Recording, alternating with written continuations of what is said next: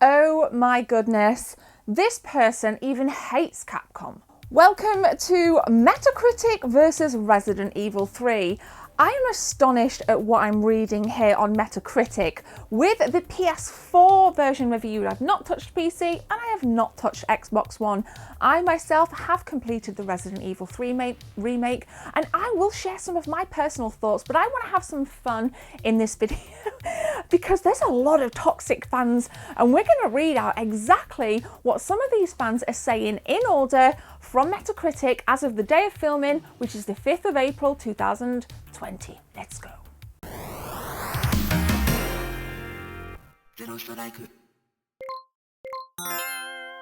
Alright, let's kick it off then. This is ridiculous. The original game is far better than this remake, so why even bother to make one? A lot of cut content from the original game, which is, this one is 5 to 6 hours tops. €60 for 6 hours gameplay. Are you kidding me? A huge step back for Capcom. I'm surprised that this guy rated it 4 out of 10, and he's absolutely right. It is a massive step backwards, not only from Resident Evil 2, but from the original Resident Evil 3. I've also completed that on stream right here. Let's continue. This person also rates it a 4 out of 10. Let me be honest on this one. I'd love to put it 10 out of 10, but I cannot. The game is extremely short and there is no way to extend your experience above the average 8-hour campaign. It wouldn't be so bad if there was no Resident Evil 2 remake. Capcom is lazy. If possible, do not buy. Let them know. So do not buy. And that's interesting because I had some of you guys come onto my stream and ask if it was worth it. And again, I'm going to share my own personal views, so don't you guys go anywhere. But I was very shocked when I picked up these Metacritic readings. I thought it would have had more than a 6.3 average rating. Obviously, critic rating is way higher. We're going to continue. Rick1 rates it 0 out of 10. This is a 5-hour DLC. They tried to compensate it with multiplayer mode that no one demanded for. Great point. What a missed opportunity for Resident Evil 3. Rush to development, too less time to create a worthy campaign. And I agree with that point there. Like I said, nobody asked for Resident Evil Resistance. I haven't even played that yet, so I can't really comment on that. If you can fill some gaps in that, let us know in the comment section below. I'm shocked with this. Okay, here we go. This is the person that hates Capcom. This is very disappointing compared to the original. Lots of content cut. Nemesis is nothing but a shadow compared to the original. Puzzles are gone. QTE is back. Game is too linear. I hate Capcom. This person hates Capcom. That's a little bit strong considering how consistent Capcom have been over the past couple of years, what with the Resident Evil 7 and the Resident Evil 2, which was a freaking good game with lots of replay value. I think what I'm seeing here is a lot of people are concerned that things have been cut and there's no replay value. So for a full price game, it's sounding like it's not worth it, but I'm like I said, when I picked these out, I screenshot them, I went through them one by one. I haven't kind of like edited this in a way to make it look bad. There's a lot of 0s and 4s out of 10 here. This person says, let me just try and find it, where is it? Right, this person rates it 10 out of 10. The toxic fans. The original game have the same period of time. It have no clock tower, but there are new things. Raccoon Park have mixes parts like the subway, building zones, sewers and more. The game doesn't deserve this. So this person acknowledges that yes, okay, key things have been cut, but they make a good point. Resident Evil 3 to complete on PS1 is around the same time, if not maybe just a fraction longer depending on how you play it. The game doesn't deserve a 0 out of 10. Again, I'm going to share my personal opinion. Well, in fact, I'll share it now. I don't think it deserves a 0 out of 10. Definitely don't think it deserves more than a... I'm going to tell you what I think it deserves. Keenan84, another 0 out of 10. No clock tower, no Raccoon Park, no graveyard, no double ending, no puzzle, long, 4 to 5 hours, no multiple option, Nemesis ruined, Tama ruined, very linear and much more. This one, I'm one of the biggest Resident Evil fans out there. Of course I've played every title to death, especially the old trilogy and CVX. So I'm a fan of the original Resident Evil 3 too. This remake is a joke. Of course, it's too short, but the worst for me is they cut out not only the decisions at time, but the clock tower. the clock tower, my favourite location in the original, cut out because of a cash grab. Resident Evil 2 Remake was a good game. Not perfect, but decent. This one is BS. We know what BS means. So Sunstorm76 rates it a 2 out of 10. I am astonished, actually, at the amount of cut content, having completed both now. And I do feel that I thought my cat was going to be sick then. I do feel that the first one is much, much better. I feel this particular remake doesn't pay homage at all to the original, and I don't think it does a lot for Capcom's reputation. Clearly, with the low scores on Metacritic, it clearly is a cash grab. Let's continue though.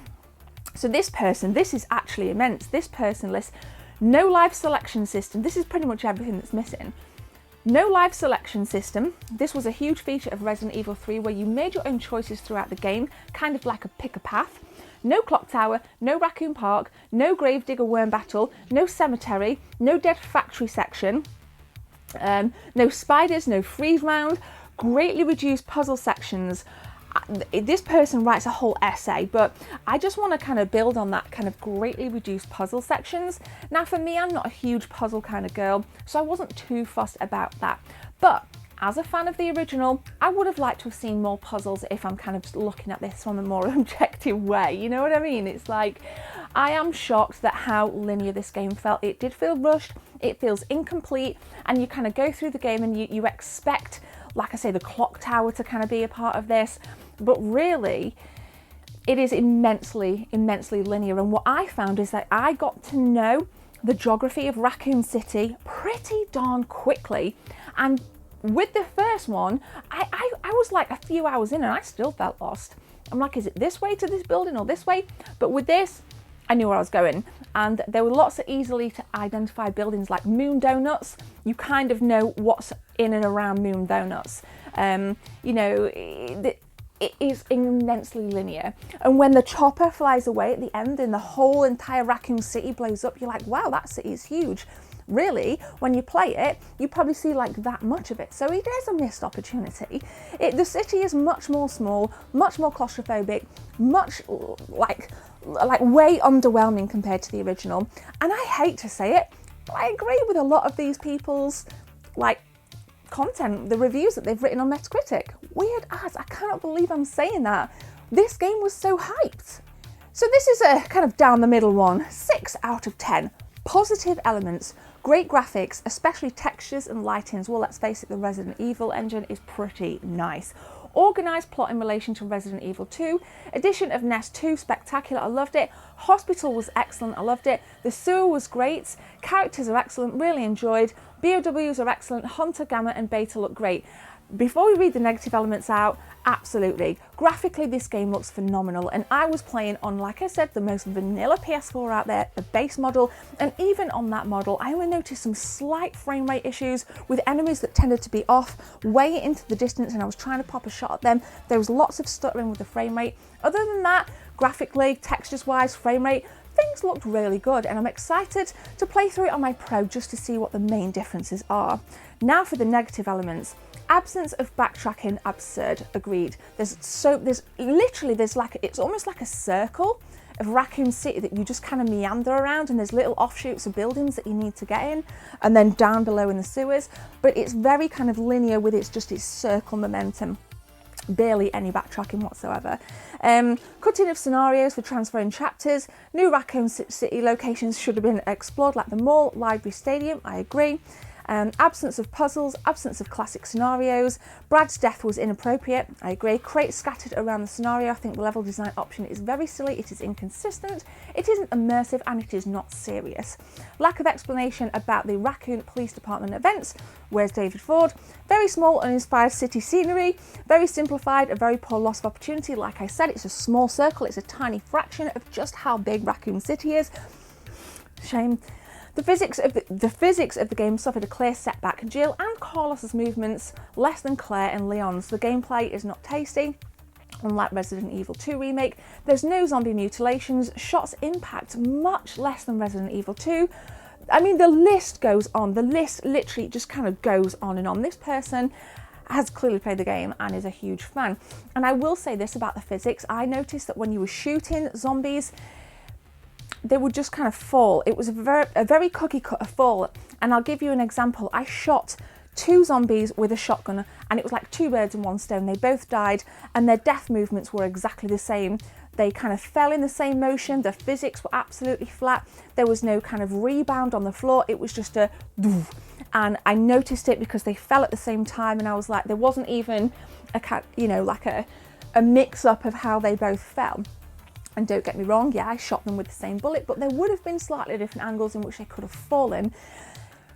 It also annoyed me that when you shoot a zombie in the head, particularly with like the handgun, for example, it took some 3 to 4 shots to kill a zombie.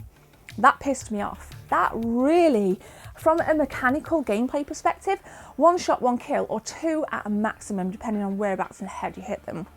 But it was like, you'd shoot them and there was barely any gore. You couldn't de-limb zombies. The only thing that happened was their kind of head split off from time to time. And that was pretty much it if you were lucky. Other than that, there'd just be like little bullet holes in zombies' heads. So physics, barely even there. You know, gore definitely down, less blood, less mutilations of zombies, less of what you would expect from Resident Evil, which is a shame. And these guys hit the nail on the head. So my conclusion is Resident Evil 3 Remake worth full price? No. Wait till it comes down to between £20 and £30. I paid £39 for it. I'm glad I didn't pay £45, £50, which is what the majority of the retail stores are selling it for. Luckily I paid for 39 quid. I will play through it again. I've unlocked some different costumes for Jill. I'll go through it on like the hardest difficulty on stream. So if you want to come and see me suck at Resident Evil 3, make sure you guys hit subscribe because there's going to be some fun to be had. But, you know, it looks beautiful. It's very, very lacking. Wait till it comes down in price. So there we go. I hope you guys have enjoyed the content. I hope you're staying safe. Please check out more videos in the cards, subscribe. And if you're kind enough, guys, if you've got the time, the energy, click the join link, first link in the description to become a sponsor of the channel. There's different tiers for different perks, but I'm going to leave it there. My name is Gemma. Take care. See you soon.